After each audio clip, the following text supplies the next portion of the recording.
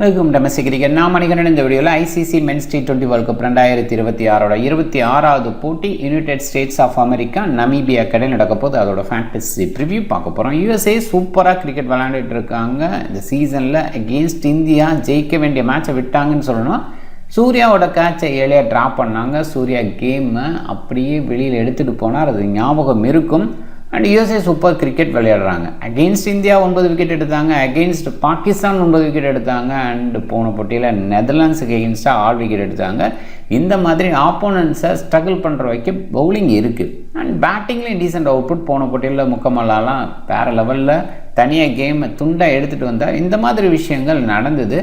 யோசிக்கும் போது யூஎஸ்ஏ நல்ல கிரிக்கெட் அடுத்தடுத்து விளையாண்டுட்டு இருக்காங்களோ அப்படின்னு தோணுது. நமீபியா டீசெண்டான கிரிக்கெட் விளையாடுறாங்க. பேசலாம். February 15 3 PM ஸ்டார்ட் ஆகுது. MA சிதம்பரம் ஸ்டேடியம் சென்னையில் தான் இந்த போட்டி.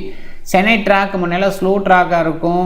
ஓரளவுக்கு 160 170 கஷ்டமான ஸ்கோராக இருக்கும். பட் இப்போ பெரிய ஸ்கோர் வருது. 200+ சாதாரணமாக வந்துட்டுருக்கு. அதை நம்ம தொடர்ந்து பார்த்துட்ருக்கோம். அண்ட் இன்றைக்குமே அந்த மாதிரி ஒரு ட்ராக் எதிர்பார்த்து தான் போகணும். அண்ட் ஸ்லோ நேச்சர் அப்படின்ற ஒரு விஷயம் பெருசாலாம் கிடையாது. இருந்தால் கூட டே மேட்ச் அப்படின்றனால எண்டில் கொஞ்சம் வேரியேஷன் வெரைட்டி கொடுத்தா விக்கெட் விழும். நல்ல பேட்டர் பெருசாக என்ஜாய் பண்ண முடியும். பெரிய ஸ்கோரை எடுத்துகிட்டு போக முடியும். இங்கே பேட் ஃபஸ்ட்டு ப்ரிஃபரபிளானால் ஆப்வியஸாக ரன்ஸ் ஆன் த போர்டு வைக்கும்போது கொஞ்சம் கஷ்டமாக இருக்கும்னால bat first preferable. Domestic cricket 11 அப்படின்னு சர்ச் பண்ணி டெலகிராமில் ஜாயின் பண்ணிக்கோங்க. குழப்பம் இருந்ததுன்னா டாப் கமெண்ட் லிங்க் இருக்குது, கிளிக் பண்ணி ஜாயின் பண்ணிக்கோங்க. யூஎஸ்ஏ அதையில் அவனோட போகிறதுக்கான வாய்ப்பு அதிகம். இருந்தால் கூட கெஞ்சிகவை இந்த போட்டியிலேருந்து வெளியில் வைப்பாங்கன்னு நினைக்கிறேன். காரணம் ஒரு டாக்டிக்கல் மூவாக லெஃப்ட் ஆர்ம் ஆர்த்தடாக்ஸ் தேவையில்லை. ஏற்கனவே ஹர்மீத் சிங் இருக்கார். இன்னொரு லெஃப்ட் ஆர்ம் ஆர்த்தடாக்ஸ் தேவையில்லை. டாப் ஆர்டர் நிறைய லெஃப்ட் ஹேண்டர்ஸ் வச்சுருக்காங்க ஆப்போனன்ட்ஸு. அந்த பேஸில் டாக்டிக்கலாக கெஞ்சிகவை வெளியில் வைப்பாங்க அப்படின்னு யோசிக்கலாம். ஜஹாங்கீர் மனாக் பட்டேல் ஓப்பன் பண்ணுவாங்க. டீசெண்டாக ஸ்டார்ட் கொடுக்குறாங்க. பட் மனாக் பட்டேல் இன்னுமே பெட்டராக விளையாடக்கூடிய பிளேயர் தான். கேப்டன்சி ப்ரெஷர் இருக்கா, சம்திங் ஏதோ ராங்காக இருக்குது. முக்கமல்லாம் போன போட்டியில் நல்லா விளையாண்டார். அது தொடர்பான பார்க்கணும். மிலின் குமார் இன்னைக்கு ரோல்குள்ளே வரலாம். ராப்ரேக் பவுலிங் அப்படின்றது மூலமாக அண்ட் டீசென்ட் பவுலிங் கொடுக்க முடியும். பேட்டிங் பேஸ்லேயும் டீசென்ட் அவுட்புட் கொடுப்பாரு. சஞ்சய் கிருஷ்ணமூர்த்தி போன போட்டி ப்ரொமோட் பண்ணாங்க. சுபம் ரஞ்சனே, சஞ்சய் கிருஷ்ணமூர்த்தி இவங்களோட பேட்டிங் ரொம்ப நல்லா இருக்குது மிடில். அதுதான் யூஎஸ்ஏக்கு இன்னுமே பாசிட்டிவாக பார்க்கணும். அண்ட் ஹர்மீத் சிங்கோட பவுலிங் பேட்டிங் ரெண்டுமே சிறப்பாக இருக்குது. ஆல்ரவுண்ட் பர்ஃபார்மன்ஸ் கொடுக்குறாரு. மோசின் பவுலிங் ரொம்பவே எக்கனாமிக்கலாக இருக்குது. விக்கெட் டேக்கிங்கில் நல்லா இருக்குது. அண்ட் ஸ்கால்பேக்கு இந்த சீசனில் பெஸ்ட்டுன்னு சொல்லலாம். 3 போட்டியில் 11 விக்கெட், கிட்டத்தட்ட ஒரு டீமோட விக்கெட் அப்படின்ற ரேஞ்சு 11 எடுத்திருக்காரு.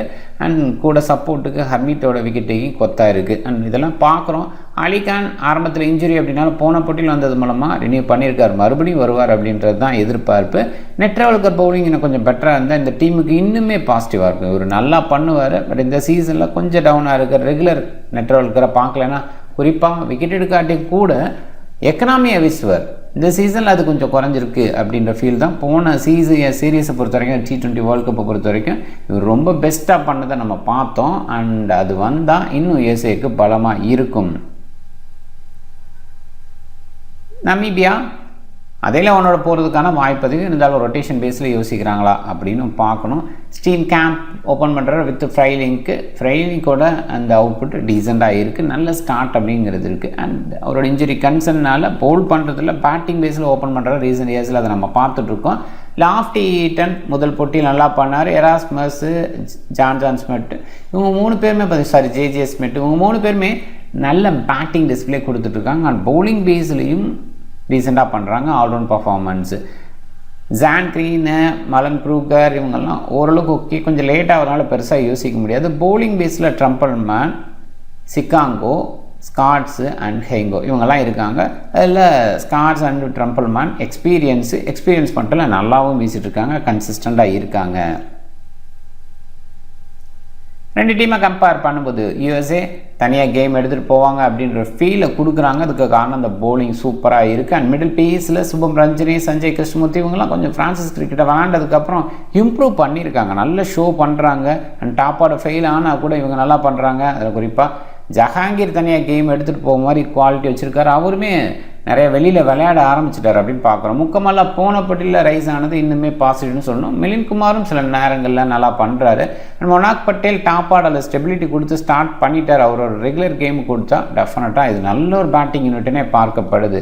காரணம் சுப்பரஞ்சனே ஃபினிஷ் பண்ணுறதுல ரொம்பவே சூப்பராக இருக்கார் அண்ட் குயிக்காக ஆடுறாரு. ஹர்மீத் சிங்கோட ஹிட்டிங் நம்ம பார்த்துருக்கோம். இவருமே நிறைய பக்கம் விளையாடுறாரு அண்ட் பவுலிங்கில் செம்மையாக பண்ணிகிட்ருக்காங்க. மோஷின் ஸ்கால்விக்கு விக்கெட் டேக்கிங்கில் கலக்கிறாங்க. அலிகானும் அதுக்குள்ளே வர முடியும். நெட்ரவல்கரை பொறுத்த வரைக்கும் வந்தால் நல்லாயிருக்கும். ஸோ ஓவராலாக பார்க்கும்போது நல்ல அவுட்புட் உங்கள் கொடுக்குறனால யுஎஸ்ஏ ஜெயிக்கிறதுக்கான வாய்ப்பு ரொம்பவே அதிகம். கேப்டன் சாய்ஸுக்கு ஆல்ரவுண்டர் பேஸில் யோசிக்கிறப்ப எராஸ்மஸ் சூப்பர் சாய்ஸு கேப்டனாக. பட் நிறைய ஓவர்ஸ் வீசுவாரானா பேக் எண்டில் சில லெஃப்ட் ஹேண்டர்ஸ் இருக்காங்க, மேலே இல்லை. அந்த இடம் மட்டும் கேள்வியாக இருக்குது. இருந்தாலுமே பவுலிங் போடுவார். போன போட்டியில் இந்தியாவுக்கு எகெயின்ஸ்டாக 4 விக்கெட் எடுத்தார் அப்படின்ற அந்த ஆங்கிளில் இனிமேல் கொஞ்சம் கான்ஃபிடென்ட் வரும்.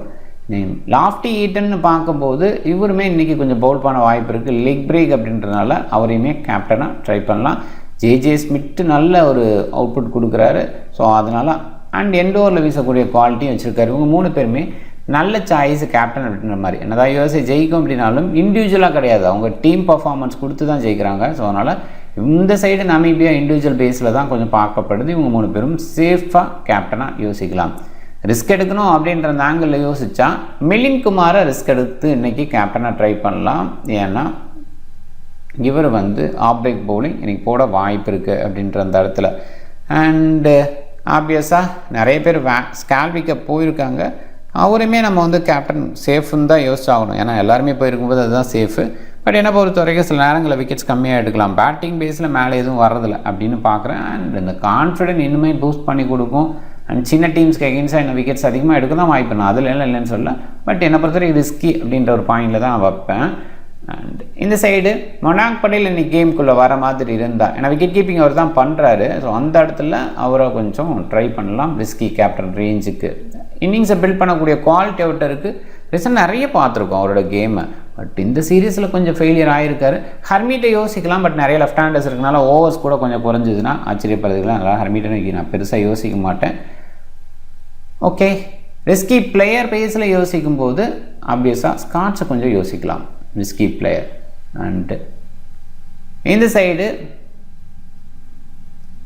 சஞ்சயை கொஞ்சம் யோசிக்கலாம். பட் பெஸ்ட்டுன்னு யோசிக்க முடியாது, ப்ரொமோட் பண்ணுவாங்க அப்படின்ற இடத்துல ரிஸ்கி பிளேயர் சஞ்சய். அலிக்கான அந்த பாயிண்டில் ரிஸ்கி பிளேயர். ஸோ இன்ட்ரோவரில் வீசுறதுக்கான வாய்ப்பு ரிஸ்கி பிளேயருக்கு அலிக்கானையும் வச்சுக்கலாம். இந்த வீடியோ பிடிக்கும் நம்பரை. இந்த வீடியோ பிடிச்சிருந்தா லைக் பண்ணுங்கள், உங்கள் ஃப்ரெண்ட்ஸுங்களுக்கு ஷேர் பண்ணுங்கள், சேனலை சப்ஸ்கிரைப் பண்ண மறக்காதீங்க. மிக்க நன்றி.